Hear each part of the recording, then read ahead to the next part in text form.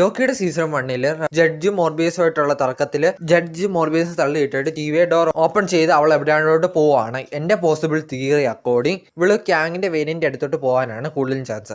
അങ്ങനെ നടക്കാനേ കൂടുതൽ ചാൻസ് ഉള്ളെങ്കിലും അത് നിങ്ങൾ മനസ്സിലാക്കി കാണുമായിരിക്കും. ഏത് ക്യാങ്ങിന്റെ വേരിയന്റ് ആണെന്ന് അറിയണമെങ്കിൽ നമുക്ക് ലോക്കിയുടെ സീസൺ 2 വരുന്നവരെ വെയിറ്റ് ചെയ്യണം. പിന്നെ സിൽവി ലോക്കിയെ ചതിച്ച് ഒരു ടൈം ഡോർ ഓർന്ന് സിൽവി ലോക്കി അതിൻ്റെ അത് അങ്ങിടുവാണ്. ശേഷം സിൽവി ഹി ഹു റിമെയിൻസിനെ കൊല്ലുന്നു. യെസ്, ഇനിയാണ് കഥ ആരംഭിക്കുന്നത്. ഇതാണ് ആദ്യത്തെ അധ്യായം. കഥ ഇനിയാണ് ആരംഭിക്കുന്നത്. ഇവിടെ മൾട്ടിവേഴ്സ് ക്രിയേറ്റ് ആവുന്നു. ശേഷം ടി.വിയെ കാണിക്കുന്നു. അവിടെ മോബിയസും ഹണ്ടർ B-15 നിലവിലെ സിറ്റുവേഷനെ വിലയിരുത്തുന്നത് കാണാം. തുടർന്ന് അവരുടെ അടുത്ത് ചെല്ലുമ്പോൾ ലോക്കി മനസ്സിലാക്കുന്നത് ലോക്കിയെ അവർക്ക് അറിയില്ല എന്നുള്ളതാണ്. തുടർന്ന് ലോക്കി ടി.വിയിലെ ടൈം കീപ്പേഴ്സിന്റെ പ്രതിമ നോക്കുമ്പോൾ കാണുന്നത് അവിടെ ക്യാങ് ദ കോൺകറർ തന്നെയാണ്. അതെ, മൾട്ടിവേഴ്സ് ഓഫ് മാഡ്നസ് തുടങ്ങിക്കഴിഞ്ഞു. ലോക്കിയെ തിരിക്കുന്നത് മറ്റൊരു ടി.വിയിലായിരിക്കാം. അതായത് മൾട്ടിവേഴ്സിലുള്ള ഏതെങ്കിലും ഒരു ടി.വിയിലായിരിക്കാം. അല്ലെങ്കിൽ മോബിയസ് ഉൾപ്പെടെ എല്ലാവരുടെയും മെമ്മറീസ് റീസെർച്ച് ചെയ്യപ്പെട്ടിട്ടുണ്ടാവാം. ചിലപ്പോൾ ടി.വിയുടെ മെമ്മറീസ് എല്ലാം റീസെർച്ച് ചെയ്യപ്പെട്ടത് ആ ഒരു ക്യാങ്ങിന്റെ ഡെത്തിനെ തുടർന്നുണ്ടായ ഒരു എഫക്റ്റിന്റെ ഭാഗമായിരിക്കാം. ഒന്നും പറയാൻ പറ്റില്ല. ഇവിടെ ലോക്കി മനസ്സിലാക്കുന്നത് അവർ തെറ്റ് ചെയ്തു എന്നതാണ്. അവർ ഇതുവരെ വില്ലനായി കരുതിയ വ്യക്തി യഥാർത്ഥത്തിൽ വില്ലനായിരുന്നില്ല. ഇനി വരാൻ പോകുന്നതാണ് വില്ലൻ. ഇനി അവന്റെ വരവാണ്. അത് മൾട്ടിവേഴ്സിൽ നിന്നുള്ള ക്യാങ് ദ കോൺകറർ ആയിരിക്കാം. അല്ലെങ്കിൽ ഈ ഒരു സീരീസിൽ മരിച്ച ആ ഒരു ക്യാങ് ദ കോൺകറർ തന്നെയായിരിക്കാം. പക്ഷെ വരുന്നത് മറ്റൊരു ഭാവത്തിലായിരിക്കാം. ഈ ഒരു സീരീസ് ഒരിക്കലും ഒരു ഫിനിഷ്ഡ് എപ്പിസോഡല്ല. പകരം ഇതൊരു ഇൻഫിനിറ്റി വാറാണ്. ഇനിയാണ് കഥ കാണേണ്ടത്. ഈ ഒരു പ്രശ്നത്തെ എങ്ങനെ ലോക്കി ഫേസ് ചെയ്യുമെന്നത് സീസൺ 2 കാണിച്ചേക്കാം. അതിനർത്ഥം നിങ്ങളുടെ ഹീറോ തോറ്റെന്നാണോ? തോറ്റുപോയി. ഇപ്പൊ നിങ്ങളുടെ ഹീറോ എന്ത് ചെയ്യുന്നു? Will he give up? മുറിവേറ്റ സിംഹത്തിന്റെ ശ്വാസം ഗർജനത്തെക്കാൾ ഭയങ്കരമായിരുന്നു. സീസൺ 1 കണ്ടതിന് ശേഷം സീസൺ 2 ഫസ്റ്റ് 3 എപ്പിസോഡ് ട്വിസ്റ്റ് ആയിട്ട് ഫീൽ ചെയ്തില്ല.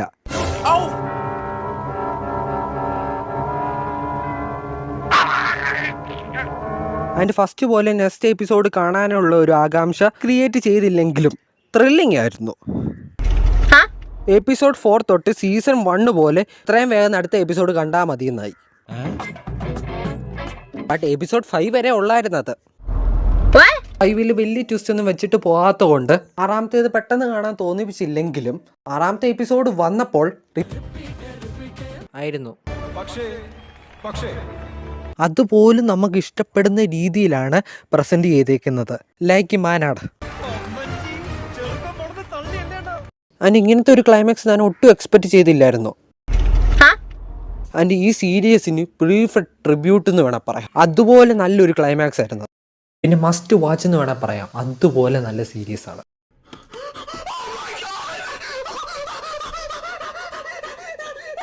പിന്നെ ആകണ്ടേ ആയിരുന്നു. അത് മാർവൽ തന്നെ റിലീസ് ചെയ്ത് കളഞ്ഞു കുളിച്ചിട്ടുണ്ട്.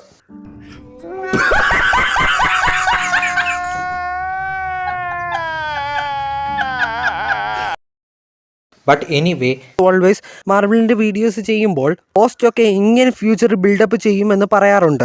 ദാറ്റ്സ് വൈ അതും കൂടെ പറഞ്ഞ് അങ്ങ് എൻഡ് ചെയ്തേക്കാം. പിന്നെ ഇത് കാണാത്തവർ തന്നെ വൈൻഡപ്പ് ചെയ്തോണം.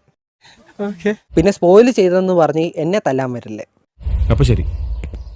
ഇതിലെ അടിപൊളി ക്ലൈമാക്സ് കണ്ടിട്ട് ചിലവരൊക്കെ ബിംഗ്ലസി ആയിട്ട് ഇരിപ്പുണ്ട്, ഒന്നും മനസ്സിലാകാത്ത അവസ്ഥയിൽ.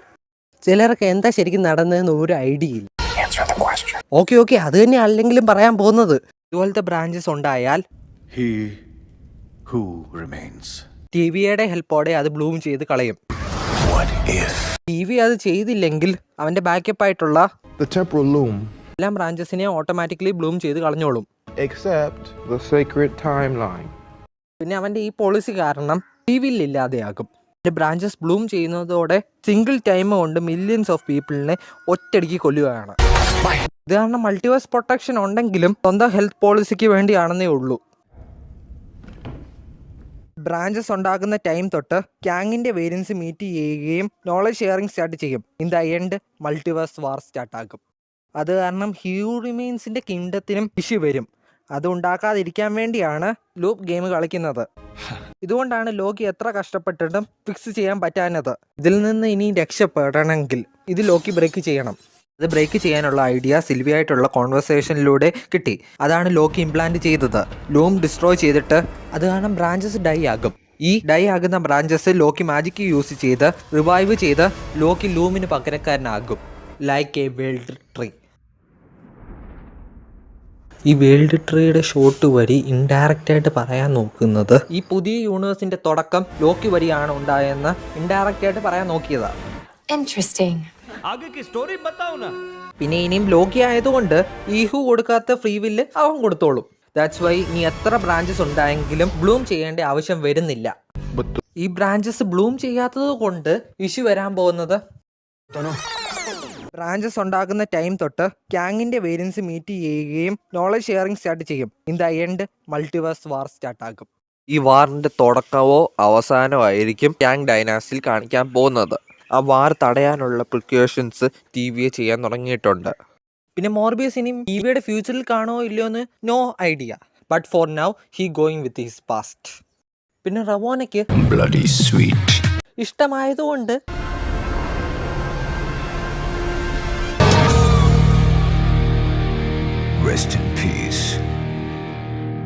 പിന്നെ എത്രയൊക്കെ ഉള്ളൂ മെയിൻലി പറയാൻ. ബിക്കോസ് ഇനിയും പറയാനുണ്ട്. പക്ഷേ ഇത് കറക്റ്റ് ടൈം ഓർ പ്ലേസ് അല്ല. ദാറ്റ്സ് വൈ കറക്റ്റ് ടൈം ആകുമ്പോൾ പറയുന്നതായിരിക്കും. അതുവരെ വീണ്ടും ശ്രദ്ധിക്കും വരേക്കും വണക്കം.